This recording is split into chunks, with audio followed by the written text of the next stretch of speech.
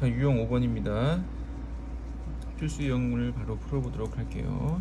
2019년 대수능 9월 모평이었네요. 자, 함수 fx가 이 그래프가 2, 4분면을 지나지 않도록 하래요. 자, 그러면 이거는 지수함수죠. 자, 지수함수는 누가 중요합니까? y축 평행이동이 중요하죠.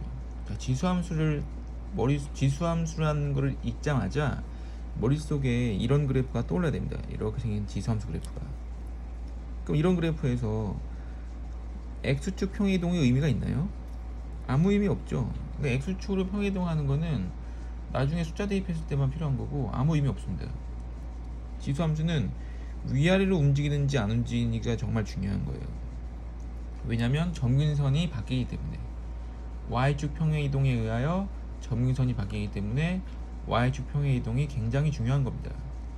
그래서 이쪽 k가 중요한 거죠. 그래서 k를 물어봤고, 그럼 이 앞에 거는 뭘 의미하는 거냐면은 그래프의 개형만 따져보면 됩니다. 그래프의 개형이 오른쪽 위로 올라가는지 아니면 오른쪽 아래로 내려가는지 요것만 확인해 주면 돼요. 근데 2, 4분면을 지나지 않도록 하라고 했죠. 그럼 2, 4분면은 여기입니다. 그럼 여기를 지나지 않으려면 이 그래프가 나와야죠. 이 그래프가 나오면 무조건 지납니다. 이 그래프가 나와줘야 돼요. 그래서 이런 그래프에서 2, 4분면 지나지 않으려면 내려가야 되기 때문에 y절편이 0보다 작거나 같다. 원점을 지나도 2, 4분면을 지나지 않는 거죠. 그래서 y절편이 0보다 작거나 같은 것이 답입니다. y절편이 0보다 작거나 같으니까 y절편은 x에 0을 넣어서 마이너스 16 더하기 k가 0보다 작거나 같다. k가 16보다 작거나 같다. 답은 이제 4번이 되겠죠. 3점짜리다 보니까 이렇게 또는 이렇게 생각해 보니까 그래프의 개형을 알 수 있었죠.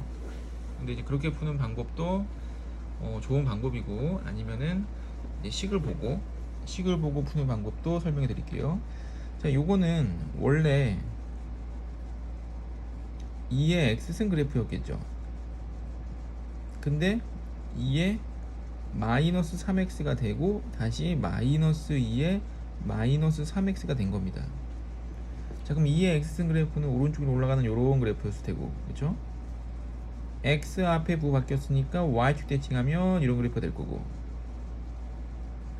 다시 요가 앞에 바뀐 거는 y에 부 바뀐 거죠. y에 부 바뀌었기 때문에 다시 x축 대칭하면 이런 그래프가 됩니다. 그래서 그래프가 이렇게 생겼겠죠.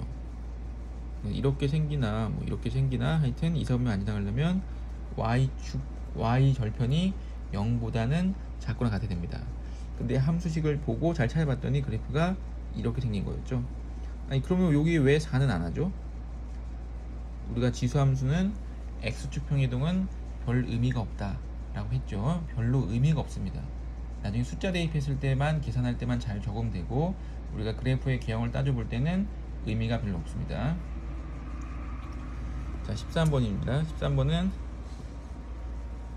곡선, 이거를 y축 방향으로 k만큼 평행이동한 곡선의 점근선이 1일 때, 자, 여기 바로 지수함수라는 걸 읽자마자 뭐가 중요하다? y축 평행이동이 중요하다. x축 평행이동은 의미가 없다. 다시 y축 평행이동이 중요하다. 그래서 마이너스 5가 뭐가 되냐면 점근선이 바로 됩니다. 이게 점근선입니다. 점근선. 근데 이거를 k만큼 평행이동했대요. 그럼 k만큼 평행이동하니까 그냥 더하기 k겠죠? 그랬더니 점근선의 방정식이 1이 됐대요. 그럼 k 값은 바로 6입니다. 5번. 굉장히 간단하죠. 지수함수가 나오면 y축 평행이동이 중요하구나 라고 생각을 하고 문제를 풀면 매우 쉽습니다. 이런 거에 현혹되지 말고, x축은 별로 의미가 없다. x축 평행이동은 별 의미가 없다. 14번입니다. 자, 1보다 큰 실수 a에 대해서 곡선 이거의 값이, 자, a의 값에 관계없이, 자, 요런 표현 1학년 때 배웠죠. a의 값에 관계없이 얘가 한 80% 정도 나온다고 했습니다. 80% 정도. 그다음 나머지 18% 정도는 모든 a의 값에 대하여, 모든 a의 값에 대하여. 나머지 2% 정도는 임의의 a에 대하여 라고 나온다 그랬죠. 근데 무슨 값에 관계없이, 이게 가장 많이 나온다 그랬습니다. 자, a의 값에 관계없이, 그럼 a의 값이 관계없이라고 나오면 a로 묶어서 그것이 0, 나머지가 0, 이런 식으로 풀으라고 했었죠. 이거는 문제를 푸는 꿀팁 내지는 요령입니다. 왜 그런지는 이제 1학년 때 설명 좀 들었어야 돼요. 그럼 지금은 이제 완성이니까 그냥 수능 이제 며칠 남았죠? 7월달이니까 8, 9, 10, 7, 8, 9, 10, 11 많아봤자 150일? 이제는 그냥 이거는 그냥 이런 거구나 하고 넘기시고 외워버려야 됩니다. 다시 a의 값에 관계없이 라는 말이 나오면 어떻게 된다? a로 묶어서, 근데 a로 묶을 수가 없죠. 지금 a 혼자니까. 그래서 이 지수가 그냥 0이 되려면 x값은 2분의 3. 그럼 x값이 2분의 3이면 지수가 0이니까 1이 되고 1이니까 2분의 3,4가 되죠. 또 a에 관계없이 또 나왔네요. 그럼 여기가 0이 돼야 되기 때문에 x값이 2분의 3. x값이 2분의 3이면 0승이니까 1 빼기 1은 0. 자, 그래서 원점과 2분의 3,0, 2분의 3,4 이렇게 되죠. 그럼 밑변의 길이 2분의 3, 높이 4니까 2분의 3 곱하기 4 곱하기 2분의 1 삼각형이니까, 그럼 넓이가 3. 답은 1번입니다. 이것도 한 3점짜리 문제 정도 되겠고, 뭐 그렇게 어렵다거나 뭐 그런 문제가, 그런 심오한 내용이 포함되어 있고 그러진 않죠. 아주 간단한 문제입니다. 자, 15번입니다. 그림같이 두 곡선이 둘러싸인 부분의 넓이가 20일 상수 k 값을 구하라. 자, 이 두 곡선은 보니까 밑이 3이고 지수가 x여서 평행이동한 관계에 있죠. 자, 그럼 이 앞의 그래프를 얼마만큼 평행이동한 거냐면 x축 방향으로 4만큼, 그래서 4만큼 평행됐기 때문에 마이너스 4가 됐고, y축 방향으로는 있는 그대로 마이너스 3만큼이 됩니다. 그래서 요점을 제가 뭐 임의의 점 t, 3의 t승 플러스 2라고 본다면 요점이 요로 이동한 거겠죠. 요로 가는데 x축 방향으로 4만큼, y축 방향으로 마이너스 3만큼 이동한 겁니다. 그래서 이 점은 t 플러스 4, 3의 t승 마이너스 1이 되죠.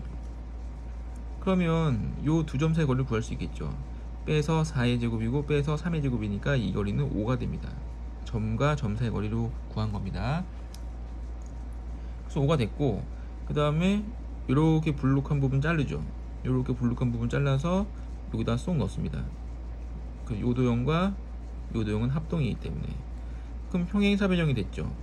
평행사변형이 됐는데 이쪽 변의 길이가 5입니다. 5니까 높이만 구해주면 되죠.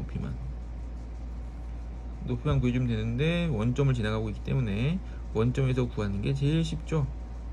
그래서 원점에서 구해보면은 0,0과 직선 3x 플러스 4y 플러스 k는 0,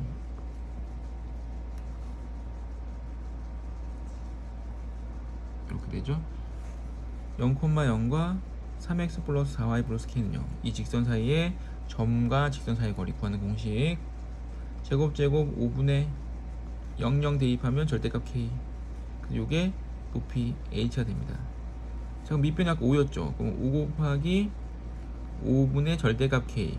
요 값이 넓이 20이 나야 되니까 절대값 k는 20이 돼야 되고 k는 플러스 마이너스 20이 돼야 됩니다. 근데 k가 음수였죠. k가 음수기 때문에 마이너스 20이 됩니다. 됐죠? 자, 요런 도형은 평행이동한 도형이기 때문에 평행이동한 도형은 적분으로 구하는 것이 아니라 잘라서 넣습니다. 어차피 모양이 똑같으니까. 그래서 우리가 편한 삼각형 내지 사각형으로 문제를 풀고, 삼각형이 나왔을 때는 뭐 한 꼭지점과 마주보고 있는 대변에 뭐 직사방정식 세워서 밑변과 높이를 구해서 구하면 되고, 여기서는 평행사변형이다 보니까 평행사변형의 밑변과 높이를 구해서 곱하면 되죠. 근데 밑변은 평행이동한 관계이기 때문에 바로 구했어요. 이제 높이를 구해야 되는 높이는 이 직선과 이 직선 사이의 직선과 직선 사이의 거리, 그럼 직선과 직선 사이의 거리는 항상 똑같죠. 요점에서 거리든지 요점에서 거리든지 요점에서 거리는 똑같습니다. 그래서 그 중에서 가장 편한 임의의 점, 원점이 있었죠. 가장 편한 임의의 점을 가지고 직선까지 거리를 구하면 그 직선까지 거리는 항상 일치, 항상 동일하기 때문에 우리가 쉽게 구할 수 있었습니다.